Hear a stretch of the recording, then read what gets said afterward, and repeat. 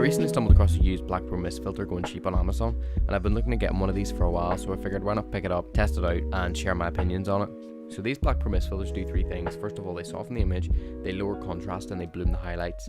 And what this means is they sort of break up the edge of the highlights, so there's a smoother transition between the highlight area and the area around it in the frame. I think it just leads to a nicer highlight roll off in general. It's sort of like having a thin layer of fog in front of the camera at all times. So these black pearl mist filters come in 7 different strengths.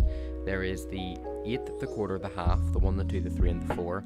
And the greater the number, the bigger the effect. The one I managed to find was the 2, so the effect is quite pronounced, and this can lead to a couple of problems, which we'll get to in a minute. So when you first bring the ungraded footage into your editor, especially if you're shooting in log, because there's no contrast, everything just sort of looks like a blurry mess. But with a little bit of grading, you can add the contrast back in, and it leaves you, in my opinion, with a really nice pleasant softness, and of course your bloomed highlights. So as I've said, I've run into a couple of problems with this version of the filter. Firstly, the sharpness takes a bit of a hit.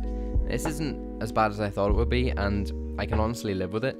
The problem is on wider shots in particular, you begin to lose fine details, so I wouldn't use it for them. Secondly, if an object in your frame is too brightly lit or overexposed, like say a person's face, it'll start to bloom, and because the filter is so strong, it'll bloom quite a bit. Obviously you don't want that. So there's only really 2 ways to control the effect. First of all, you can buy a weaker strength filter, or secondly, you can control the light in your scene. So here I lit the mannequin with the 150 watt bulb, and as you can see, he's clearly overexposed. He's starting to bloom a little bit.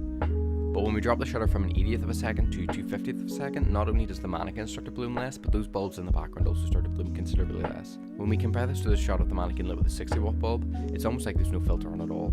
And basically what we've done here is lowered the dynamic range of the scene. By bringing the exposure of the mannequin up, there's less of a difference of exposure between the mannequin and the bulbs.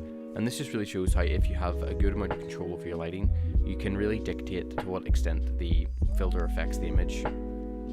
So overall, I really like what this filter does to the image. I just think it takes it a little bit too far in my opinion.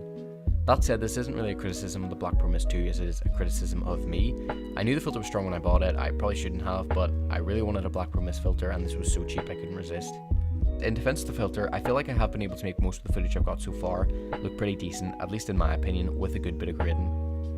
I'm probably going to look into getting a Black Pearl Mist quarter at some point, but until then I'm just going to leave this in my camera bag unless I'm lighting a scene and I have that level of control that I talked about. So yeah, I don't really know who this video is for, to be honest with you. I don't know who's actually buying Black Pearl Mist 2 filters, but just in case you see one cheap and you're thinking about getting it, probably best to just avoid it for now and either wait until a quarter, eighth or half strength filter shows up used somewhere, or just outright buy the one you want. So I hope this video was useful to somebody.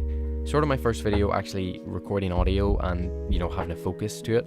So if there's any criticisms you can think of that would improve these videos, fire them away in the comments. I thought it would be a lot easier than it was, to be honest with you, and my opinions changed a couple times throughout the making of this. That said, easily the hardest part has been talking to a theoretical audience. I only have 6 subscribers.